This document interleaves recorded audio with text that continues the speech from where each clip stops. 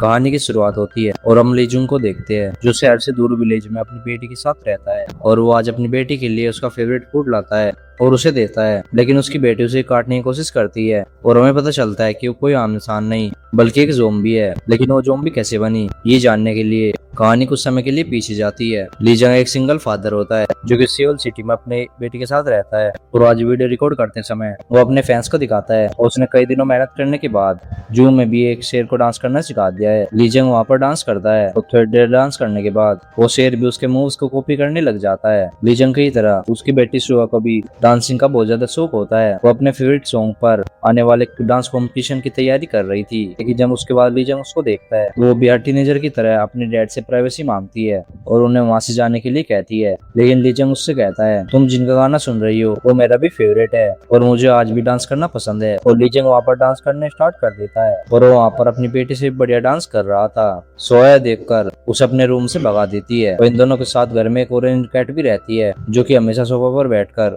TV पर दूसरे बिल्लों को देखती रहती है। और तभी अचानक टीवी पर न्यूज में दिखाने लगते हैं कि पूरे शहर में एक वायरस फैल रहा है जिससे कि लोग ज़ॉम्बी बनकर एक दूसरे को काट रहे हैं। पर उन सबसे अनजान लीजंग आज सोआ के साथ उसका बर्थडे सेलिब्रेट करता है। वीडियो कॉल पर सोआ की ग्रैंडमा मतलब कि लीजंग की माँ भी इनके साथ होती है जो कि इन दोनों से दूर अकेले विलेज में रहती है। वो सोआ को बर्थडे विश करती है और फिर बाकी लोगों के साथ दारू पार्टी करने चली जाती है। सोआ वहाँ पर कहने लगती है उसे ग्रैंडमा की याद आ रही है क्योंकि ये लोग काफी समय से उनसे मिलने के लिए नहीं गए। उसके बाद लीजंग कहता है ये सब छोड़ो, चलो तुम अब मुझसे अपना गिफ्ट मांगो। सोआ कहती है चलो अब मेरा गिफ्ट दे दो। इस पर लीजंग कहता है ऐसे मैं थोड़ा प्यार से मांगो। और सोआ कुछ ज्यादा क्विक आवाज में कहती है कि मुझे मेरा गिफ्ट दे दो। लेकिन लीजंग को ये भी पसंद नहीं आता और ये सुनकर सोआ भी गुस्से में आ जाती है। वो कहती है गिफ्ट दे भी दो और मुझे फिर से अम्यूजमेंट पार्क के वो टिकट नहीं चाहिए और हमेशा डिनर की तरह ही चॉइस रखने यहाँ पर बंद करो, मुझे अभी बिल्कुल पसंद नहीं आते।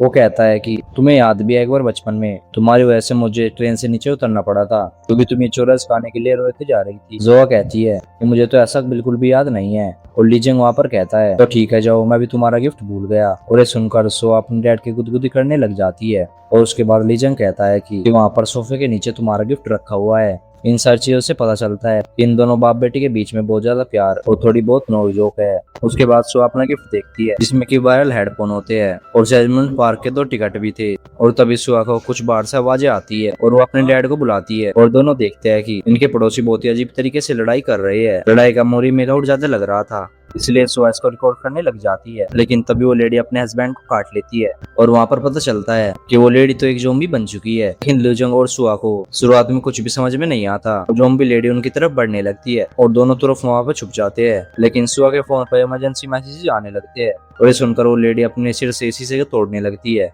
और ये देखकर लीजंग सुआ को कैट देकर दूसरे रूम में छुपने के लिए कह देता है। ज़ॉम्बी बनी लेडी से कहने लगता है कि आंटी आपको शर्म नहीं आती, दूसरे घरों में खिड़की तोड़कर घुस रही हो, मैं पुलिस को बुला लूंगा। लेकिन वो ज़ॉम्बी लेडी उनकी तरफ ही पड़ने लगती है और ये देखकर लीजंग सोफे से उन्हें रोकता है और भागकर वहाँ पर सुआ के पास आता है। सुआ फोन में लीजंग को दिखाती है कि ये सब ज़ॉम्बी वायरस है जो कि तेजी से फैल रहा है। और ये दोनों यहाँ पर तुरंत पुलिस के पास जाने लगते हैं। लेकिन यहाँ पर बाहर आकर इन्हें पता चल जाता है इनके आसपास सभी रहने वाले सभी लोग ज़ॉम्बी बन चुके हैं और यहाँ तक कि एक पपी भी ज़ॉम्बी बन चुका था। लीजंग यहाँ पर पुलिस को कॉल करता है लेकिन कॉल नहीं लगती। वो ज़ॉम्बीज को देखता है और ज़ॉम्बीज दूसरे बने हुए ज़ॉम्बीज पर हमला नहीं कर रहे थे और ये देखकर उसे एक आइडिया आता है। लीजंग सुआ से कहता है हमें भी ज़ॉम्बीज की तरह एक्टिंग करनी होगी तभी ये ज़ॉम्बी हमारे ऊपर हमला ना करे। सुआ पहले तो ऐसी एक्टिंग करने से शर्माने लगती है जैसे ज़ॉम्बी उनके ऊपर हमला करने आते हैं और जोआ उन पर चिल्लाने लगती है और खुद भी ज़ॉम्बी की तरह एक्टिंग करने लग जाती है और इस तरह ज़ॉम्बीज उस पर हमला नहीं करते। और उसके बाद बाप बेटी दोनों ज़ॉम्बीज की तरह एक्टिंग करते हुए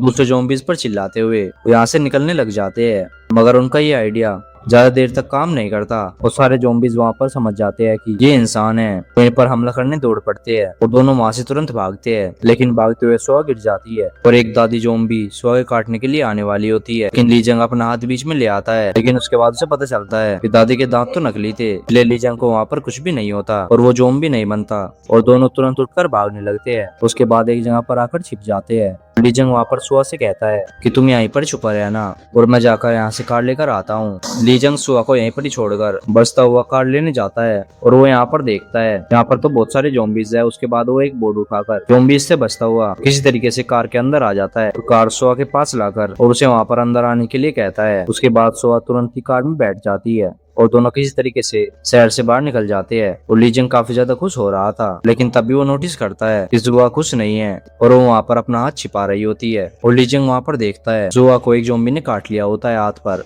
और जुआ वहाँ पर बताती है कि जब वो लीजिंग को जाता हुआ देख रही थी और तभी एक बच्चे ज़ॉम्बी ने पीछे से आकर उसको काट लिया था। और उसके बाद जुआ कहने लगती है कि अब मैं ज़ॉम्बी बन जाऊंगी। और लीजिंग उससे दिलासा देता है कि नहीं बेटा, ऐसा कुछ भी नहीं होगा, हमें बस हॉस्पिटल पहुंचकर तुम्हें डॉक्टर को दिखाना होगा। लेकिन ज़ॉम्बी वायरस जुआ के पूरे शरीर में फैलने लगता है और जुआ वहाँ पर बदलने लगती है और वो अपने डैड को आखिरी बार देखती है और फिर पूरी तरीके से एक ज़ॉम्बी बन जाती है। और लीजिंग को ये सब देखकर काफी ज्यादा दुख होता है और साथ ही उसे कुछ भी समझ नहीं आता क्या उसे क्या करना चाहिए। इसी पल ज़ॉम्बी बनी जुआ लीजिंग पर हमला कर देती है और लीजिंग कार को साइड में टकरा देता है। और उसके बाद उसकी बेटी की हुडी से उसका चेहरा ढकता है और उसे सीट से बांधने लग जाता है और मजबूरी में उसे रस्सी छोड़नी पड़ती है, जिससे कि जुआ का सर अंदर जोर से टकरा जाता है। और लीजिंग को ये सब देखकर काफी ज्यादा दुख हो रहा था। और उसके बाद कुछ समय बाद हम लीजिंग को मोम को देखते हैं रात को, और वो देर रात अपने घर में आती है और देखती है कि और उनके घर के बाहर लीजिंग की कार खड़ी हुई होती है और अंदर लीजिंग भी होता है। और वो लीजिंग पर आकर चिल्लाने लगती है और उसके बाद कहती है कि यहाँ पर आने से पहले तुम एक बार मुझे बता तो देते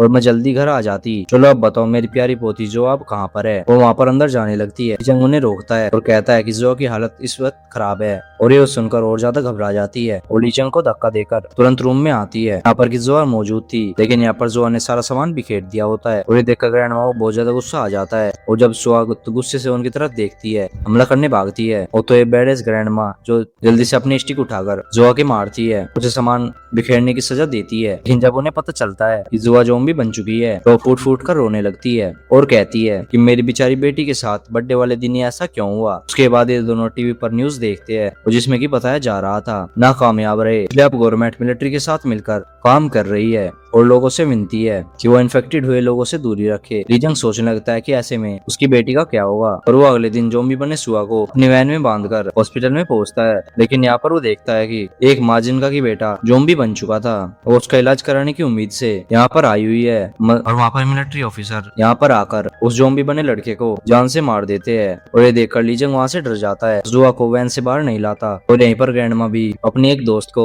रोते हुए बता रही थी कि मेरी पोती भी ज़ॉम्बी बन गई, लेकिन बूढ़ी होने की वजह से वो दूसरी औरत ठीक से कुछ भी नहीं सुन पाती। लीजिंग यहाँ पर आकर अपनी मोम से फोन ले लेता है, जुआ के बारे में किसी और को बताने की मना करता है। और वहाँ पर ग्रैंडमा कहती है ये सब तो ठीक है, लेकिन गवर्नमेंट के रूल के हिसाब से मैं जुआ की रिपोर्ट पुलिस में करनी होगी। लीजिंग वहाँ पर टीवी पर देखता है जिसमें कि प्रेसिडेंट कह रहे थे कि अगर आपको कोई भी इन्फेक्टेड इंसान दिखे तो तुरंत पुलिस में रिपोर्ट कीजिए। मगर लीजिंग सोचता है कि मिलिट्री के हाथों जुआ को बेरहमी से मरवाने से अच्छा है वो खुद ही अपनी बेटी को मार देगा। लीजिंग एक गड्ढा खोदता है और फिर सुअल से जुआ को मारने वाला होता है, लेकिन फिर उसे जुआ के साथ बिताए हुए अपने दिन याद आ जाते हैं। जुआ का मुस्कुराता हुआ चेहरा, उसकी हंसी और उसका लीजिंग को डैड कहकर पुकारना। लीजिंग अपनी बेटी को नहीं मार पाता, वो जुआ को गले लगाकर रोने लगता है। यहाँ पर जुआ अब उसको काटने की कोशिश करती है और तभी ग्रैंडमा कहती है अगर तुझसे नहीं होगा तो मैं इसे मार देती हूँ। वो ग्रैंडमा मजाक बिल्कुल भी नहीं कर रही थी, वो बिल्कुल सीरियस थी। और यहाँ तक कि ज़ॉम्बी बनी जुआ भी उससे देखकर डर जाती है, मगर लीजिंग उन्हें रोक लेता है। और ग्रैंडमा वहाँ पर कहती है कि अपनी बेटी को खोने का दर्द कैसा होता है ये मैं भी जानती हूँ, लेकिन जुआ अब ज़ॉम्बी बन चुकी है पूरी तरीके से, इसलिए हमें उसे बिल्कुल मारना होगा। इन दोनों की बहस के दौरान ही जुआ जो की रस्सी से बंधी हुई थी और उसकी रस्सी वहाँ पर ढीली हो जाती है। कैट चिल्लाकर उन्हें बताने लगती है कि जुआ वहाँ से भाग गई है